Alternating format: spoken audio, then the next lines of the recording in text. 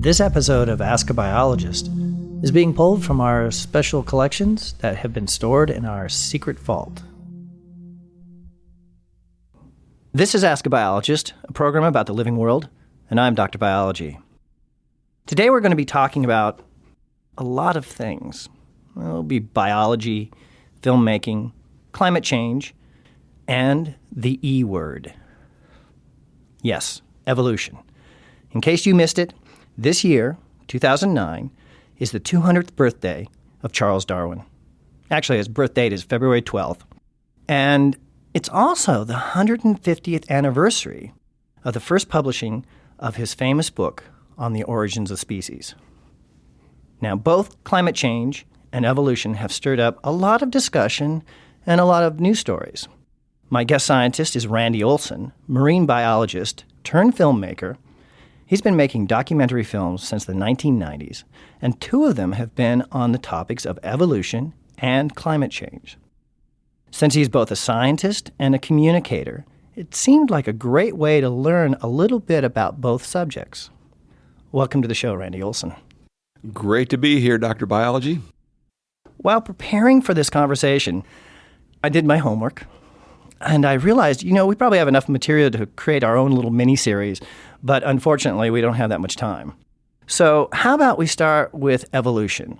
But right now, I want to start with your evolution from biologist to filmmaker. Why did you change careers? Oh, in my mind, I never changed anything. The two careers actually have the same basic form, which is both of them involve storytelling. And I've come to realize in recent years, people ask me that question all the time, how in the world could you go from being scientist to filmmaker? And I've come to realize that the unifying theme is the telling of stories. And this is one of the things that scientists don't really understand these days, is that they are storytellers. They do the same thing that a filmmaker does. A scientist goes out into nature and collects data, comes back into a laboratory, puts it all together into a story that they can tell to the world about something that they think they see going on. A filmmaker does the same thing, goes out into the world and shoots film, comes back into an editing suite, puts the film together into a story that they then share with an audience in the same manner. Well, I asked that because I was going to say, has your career really changed? And the reason for it is on this show, I often say, at heart, we're all scientists because I think we're all inquisitive, right? That's very true. I think we're all searching for patterns to try and understand the world with. And so when we see somebody do something once, we notice that. When they do it a second time, we start to think, oh, maybe that's a pattern. If somebody does the same mistake 3 times, you draw the conclusion, oh, we've got a basic rule here. This person does this. That's the same thing that a scientist does, goes out and tries to look for patterns. Now, your early career, before you added filmmaking, is in marine biology. Did this come about like every other young wannabe scientist, the allure of the ocean? Absolutely. I grew up in Hawaii from ages 5 to 10, spent unbelievable amounts of time at the beach, in the water, snorkeling, and more or less imprinted on the ocean. I think I got the ocean so deep into my blood back in those early years that when my family moved to Kansas, stuck me in the middle of the country, it never went away. I spent all those years in junior high school and even college in Kansas, constantly trying to get back to the ocean, taking countless trips to the Caribbean and to California. And it was just inevitable. That's all I knew when I was in high school. I used to say to people, I'm not sure what I'm going to do. I just know it's going to have something to do with the ocean. I thought for a long time I was going to be an underwater archaeologist because I began diving a lot when I was in high school and was really interested in shipwrecks, and that seemed like something I could do that was in the ocean. And I don't really quite know how I got into science, but it was kind of my sophomore year of college that I know exactly what happened. My sophomore year of college, I dropped out of college and wandered around with a few friends for a while and ended up getting a job in Puerto Rico working on an oceanographic project for that semester and met some wonderful scientists, marine biologists. And nowadays, when I look back and think about it, what was it that was so wonderful about those scientists? It was that they told amazing stories. And we worked on this ship off the north coast of Puerto Rico. And every evening at the end of the day after we collected samples, everybody would gather on the back deck and sit there at sunset and have a little cocktail and watch the sun go down. And these older marine biologists would sit and tell stories of all of their travels around the world, of all the work they'd done. South Seas and the Australia and the Pacific and all over the place. And I just sat there mesmerized. And I think that I first fixated on the idea of I want to do this career that involves all this traveling. And what is this career? Oh, yeah, this career is science. So, okay, that's what I'm going to do. I'm going to go become a scientist. And then I think the deeper I got into the science stuff, the more it appealed to me in terms of the logic of science and the idea of using logic to try and make sense out of the world. I still really enjoy that. So that was the easy part of evolution. Now to the hard part. Let's talk about the evolution of living things. And the topic of your movie, Flock of Dodos, the full title is actually Flock of Dodos, The Evolution Intelligent Design Circus. Before we jump into that, can you first give a brief summary of what evolution is all about? Because I don't think a lot of people understand what it really is. Here's what evolution is. It is the science of change. One of the unfortunate things that has happened is that scientists are not very good with communication. They're not very good at understanding how to present themselves to the public. And what has happened over the last 100 years in particular is the field of evolution has been burdened by all sorts of political baggage that people have thrown onto this topic of evolution. And nowadays there's a great deal of misunderstanding, and people associate evolution with all these horrible things, and there are movies made that try and cast all kinds of aspersions at the field of evolution. And I really wish the world of science could step back and start everything back to square one and reinvent the topic of evolution and give it the subtitle, The Science of Change, because that's what it's about at heart. It is the field of science in which people take a look at the way in which things change and come up with some of the basic principles to explain how that change happens, what the consequences of it are. And so at its core, there's nothing political about the topic of evolution. It's simply the principles of how it is that populations change, that species change, that everything changes over time. Is there a single moment or thing that most convinced you that evolution is real? In all of my studies and education and everything, the single thing that most hit me to make me realize that evolution really has happened and takes place is looking at the skulls of animals. There's nothing more amazing than to look at animal skulls. And I would encourage any kids out there to just go to the computer and type in animal skull on Google, and maybe even click the Google Images button and start looking at all the different types and shapes of animal skulls and realize that they all started from a single common form. They've all got two eyes, they've all got a single mouth, they've all got a brain case. And what you see is that evolution has taken that one form and bent it and twisted and shaped it around. Look at the skull of an anteater, which is stretched long and thin.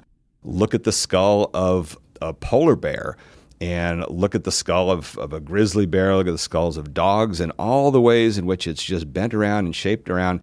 And you begin to realize that it's almost like it's a piece of plastic or silly putty or something like that, and that over time evolution has selected different forms, but they all begin with those same basic elements. When I was in graduate school, we did exercises in classes where we sat there and looked at all those skulls in comparative anatomy. And you look at the teeth as well. You know, they've all got the same original bunch of teeth. And you see that the reptiles have got tons of teeth. And then some of the mammals that have become very specialized have them all reduced down into just a few very specific forms. It's so fascinating looking at skulls. And that, to me, is the single most compelling piece of evidence that you can see all these bridges between different forms and the way they've reshaped skulls. When watching your movie, there's this particular poker game where you have a bunch of biologists discussing the merits of evolution and creationism and intelligent design. And one of them says, evolution is a fact. Is evolution a fact? As much as anything in science is a fact. Evolution is an idea that Charles Darwin kind of formulated in the mid-1800s, and it's been 150 years since then with all of the greatest minds in the world, in the science world, trying to show that Darwin was wrong. And after 150 years of all the best minds doing their best to show that he was wrong, nobody's been able to show that. And at that point, there is so much information gathered that supports everything that Darwin suggested that you get to the point where you simply have to conclude that it is a fact. So a lot of people have a problem with teaching either evolution or creationism in schools. You know, you can be on one side or the other. So there is this, conflict. But my question is there really a conflict between evolution and religion? I don't think so. There are a great many major evolutionists who are deeply religious. And the fellow that I feel is the greatest popularizer of evolution of the past 100 years, Stephen Jay Gould, wrote an entire book near the end of his life called Rocks of Ages, in which he said that these two realms of science and religion are not in conflict. They don't overlap each other. And so they're completely different topics, and you're welcome to keep them completely separate. And that's what happens. Evolution tends to be more in our heads. We think about it a lot. It's based on a lot of information. Religion tends to be more in our hearts. They're completely different organs that we're bringing into play when we're talking about the two different subjects. I was raised in Kansas. I was taught from an early age to respect people's religious beliefs. There's no need to get into it. These are just simply parts of human nature that we quite often differ on. And my feeling these days is the best thing you can do about religion is try and keep it at a fairly intuitive level. It's something that you sense and you believe. And when you start to get very analytical about it and come up with a whole bunch of rules as to how religion works, things like that, that's when it comes into conflict with other people's sets of rules. So that's my feeling is let's keep evolution up in the head with lots of information and logic. Let's keep religion down in the lower organs where it's more intuitive and less defined. We started the Darwin Distinguished Lecture Series, and our first lecturer was Ed Wilson. He actually was on this show earlier. In that lecture, one of the things he mentioned was that scientists would love to be able to prove there is a God. I think he even said there would have to have multiple Nobel Prizes just for that. So the big thing for me is to try to, as you pointed out, separate these two. I think they can exist. One is science. The other one is a belief, which is a really important thing to humankind. So I'm pleased to hear you say that, and it was actually very interesting because your movie, Flock of Dodos, I bet when people go to watch it, if they're on one side of the spectrum versus the other, if there's an evolutionist over here and there's a creationist over here or an intelligent design person, I have a sneaking suspicion that they have different views of who are the dodos. Absolutely. Yes. Who are the dodos? You have to watch the movie and come to your own conclusion. I think there's a little bit of dodo-ness to go around for everybody. Both sides make plenty of mistakes. The movie is not that much about science. It's mostly about communication, the way in which people are communicating about this issue and presenting themselves. And unfortunately, scientists sometimes don't come off very well. And that's very important in this day and age because people increasingly are assessing whether or not they're going to trust somebody and believe them based on what they think of them as a person in their basic kind of presentation. And that's sort of what I did with the movie was I held a mirror up in front of a group of scientists and showed them what they look like when they get together and start talking about these issues. And they come off as very arrogant, condescending, and full of themselves and know-it-alls. We had a screening in Kansas, the very first screening ever of this movie. There was a group of 15 high school kids that came to it. And when it was over, a journalist asked them what they thought of the movie. And the single biggest impression they walked away with was, wow, those scientists sure were obnoxious. That wasn't really the goal of the movie entirely. I would hope they'd also realize that the people presenting the intelligent design side weren't very credible. And I think they had that secondarily. But it was that one image of these scientists and the way in which they really are a bunch of know-it-alls. And that's the downside of academics. Sometimes that happens. Okay, so my guess is you're going to say scientists need to work on that skill? That is the truth. It's unfortunate but true increasingly in the world today. There was once a time 30 or 40 years ago where a scientist could get up and talk to a group of people and they would respect the fact that the scientist had a PhD and simply accept them relatively uncritically. We're in a different world today. People now have access to the internet. They do a lot of reading. They come up with their own opinions. And the communication has shifted a little bit. It's quite often less about what the person's saying and more about how they're saying it. And so that's what's important. It's important to everybody. You need to think about that. It's not just what you're saying, it's how you say it. And I think everybody knows what that means. Well, in this case, it's the storytelling again. Like you said, we need to be better storytellers. I like to bring this up because in the world of science, we often think of math, we think of chemistry, we think of all of the hard sciences. But we often forget the fact that language arts are so important and communication is so critical. You can be the best scientist in the world, but if you can't communicate what you've learned to the public, not just to your peers, but to the public, you really haven't done your job. So true. And the world of science hasn't had to worry about that very much. They haven't had to worry about integrating with humanities, with those sorts of things, with the arts. But again, nowadays we have so much information floating around out there that it's become very competitive. And today the big battle is in terms of trying to get people's attention. And you see this all over the place, more than ever today. People are fighting for attention. I saw somebody being interviewed on a TV show a couple weeks ago, and they were in front of a crowd of people. Actually, it was last fall around the election time.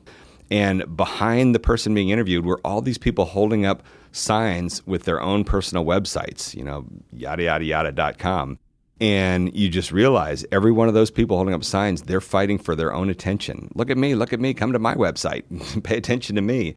That didn't go on 30 or 40 years ago. It used to be everybody stood in the crowd and was very humble and happy. Now everybody wants to have their voice out there. It's turned into a big cacophony, and it becomes disorienting for the public who you're supposed to listen to. And there's two solutions to that. One is to make government more repressive and simply pass laws that prevent people from trying to grab attention like that and having alternative views. That doesn't happen in this country. We're a free society. So the only solution is to engage in this competitive process and communicate more effectively and more powerfully than everybody else. That takes a lot of attention to a lot of dedicating of resources and prioritizing it.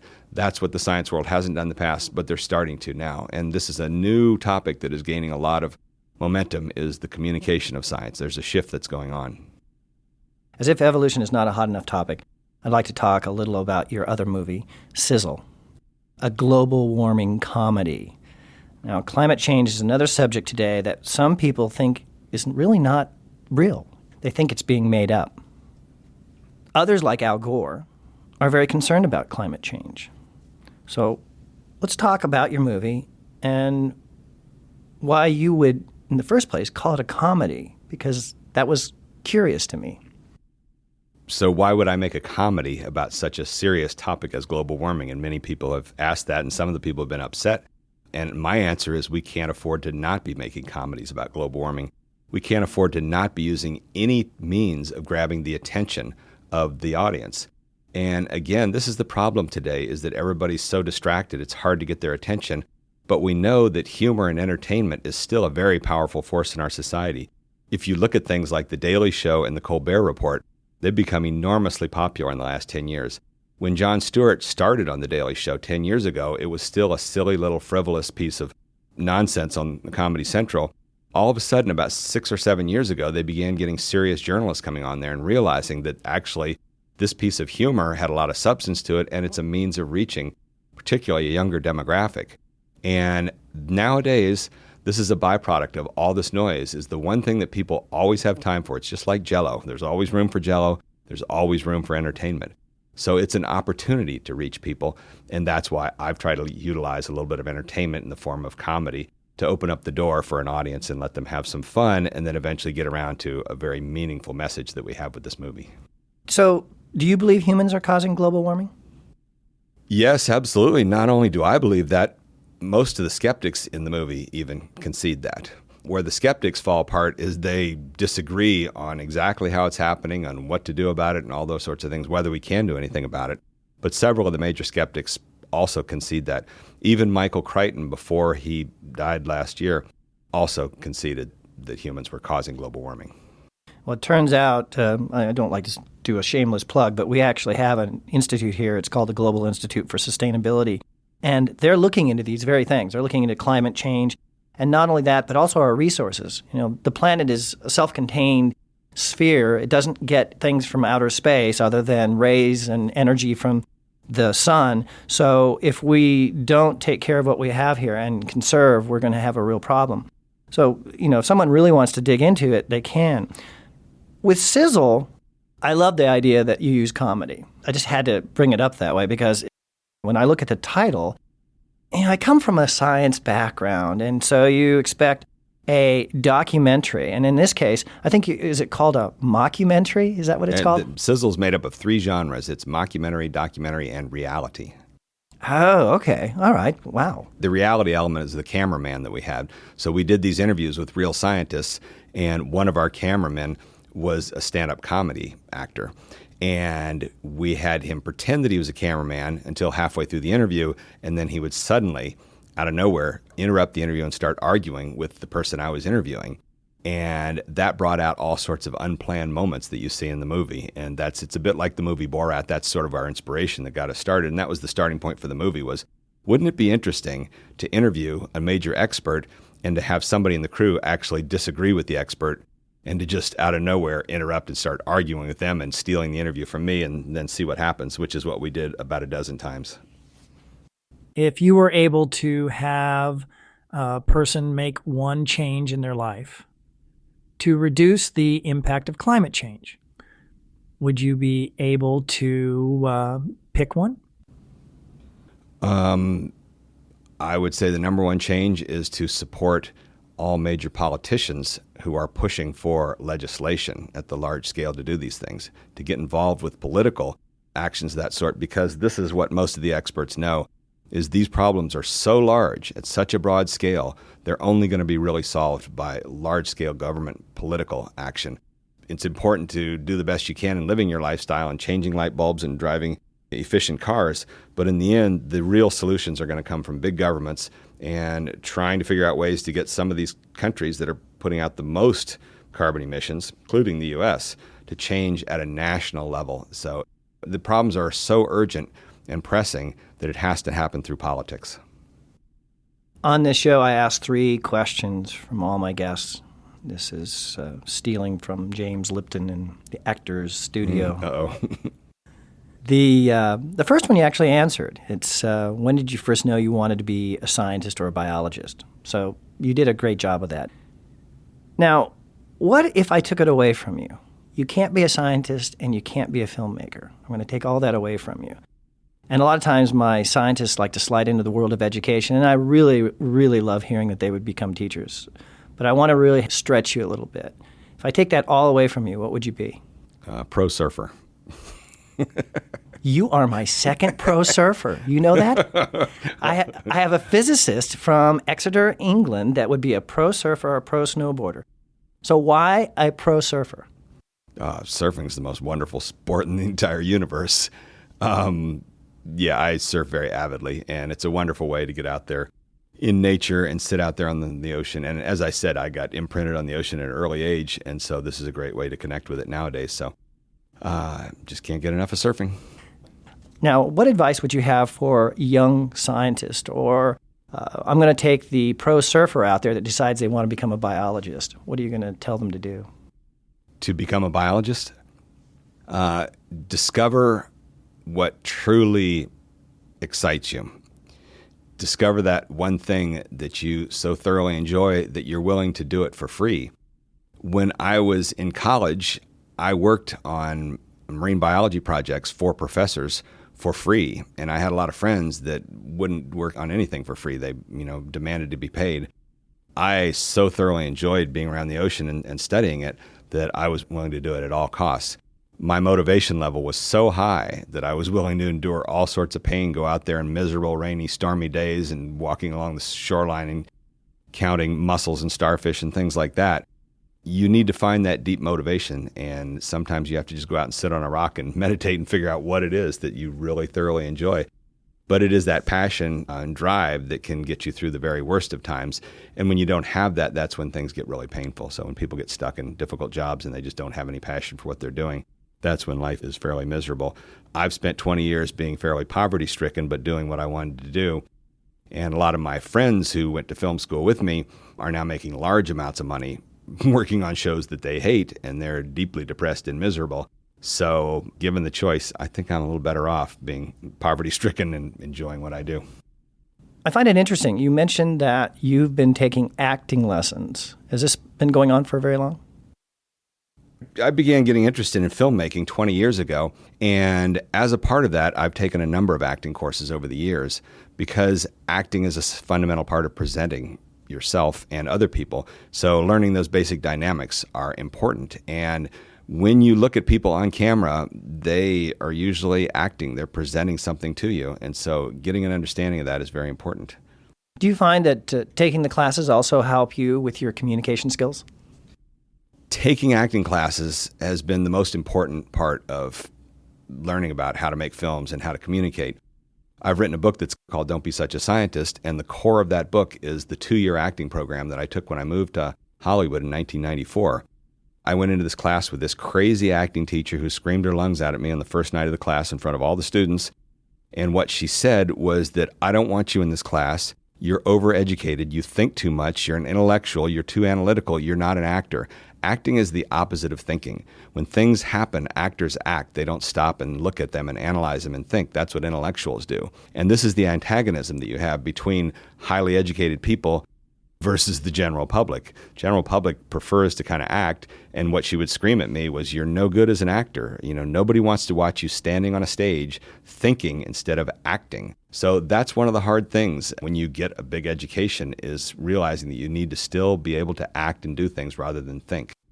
You're actually going to be talking a little bit, I suppose, about the book, because you have a lecture to give later today, and it's about your book, Don't Be Such a Scientist. I'll be there front row. I'll be there front row because I've made the case that everybody is a scientist in reality. So with Don't Be Such a Scientist, it's this, again, the case where we're talking about the fact that scientists need to do a better job of communicating and actually talking with everybody around them rather than just a select few. Yes, the first message of my talk in my book is that scientists, to start with, need to understand how communication works and understand the handicaps that they have by having so much information in their head. And whether they can do anything about it, that's step 2. But number 1 is just understanding the way that it works. When I moved to Hollywood in 1994, I was a tenured professor, and I felt that I understood these things better than anybody else. It took this horrible acting teacher to beat me down and make me realize you aren't as smart as you think you are. And that's the problem. We tend to think that education is the solution to everything, and some things it's not. I asked you about things people can do to help with climate change. For the scientists listening to this show, what do they need to do? Do they need to take acting lessons, or what is it that they can do to improve their communication skills? There are a number of things that scientists can do to improve themselves as communicators. And the first thing is a whole bunch of things to not do. Don't do things that offend people. Don't be condescending. Don't be arrogant. Don't say insulting things when you're giving talks. Scientists sometimes do these things, and they don't even realize it. Quite often, if you look at a videotape of a talk that you've given, you can see little moments where, wow, a lot of people find that really off-putting. The poker game in Flock of Dodos, where they came off so badly, none of those people that night had any idea that they would come off like that. They had to see it on the screen and realize, wow, you're right, we do kind of come off as condescending. So there's lots of things to not do, and then there's lots of good things to actually do, such as to work on storytelling skills and to work on this idea of being more spontaneous, because that's what bigger audiences connect with. They love spontaneous moments. They love nothing more than to be sitting there watching a prepared talk where a person is carefully doing everything, and suddenly the person knocks a book off the podium that wasn't planned. All of a sudden, everybody comes to life and goes, wow, what just happened? That wasn't in the script. That's what improv acting is about. That's what spontaneity is about. There's a chemistry to that goes opposite to the chemistry of intellectuals and all of this knowledge and preparation to try and control everything. But it's about control. And so that gets very difficult and challenging when you've spent your whole life in this environment where you're taught to keep everything under control and very methodical. Sometimes that's a handicap. Well, Randy Olson, I want to thank you for visiting with us on Ask a Biologist. Great to be here and good talking with you, Dr. Biology.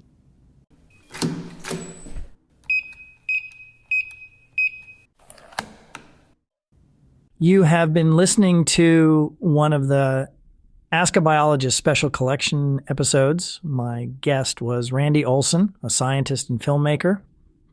Now, I'm not sure about you, but I find it interesting that even though this was recorded almost 15 years ago, the discussion remains as relevant today as when we sat down to record this episode. For those who would like to learn more about these topics, including how to improve your storytelling skills, we will include links in the show notes so you can check out Randy's movies and books. His latest book, The Narrative Gym, is available in several versions, including one specifically for those who work in the world of science.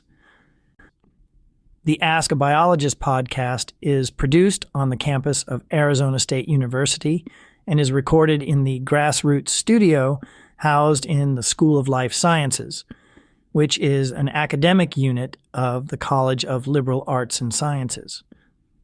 Also, a quick reminder.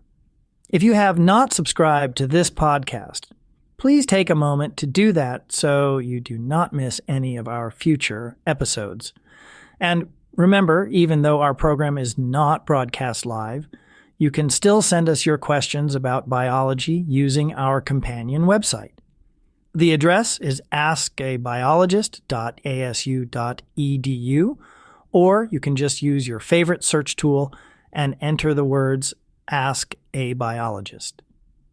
As always, I'm Dr. Biology, and I hope you are all staying safe and healthy.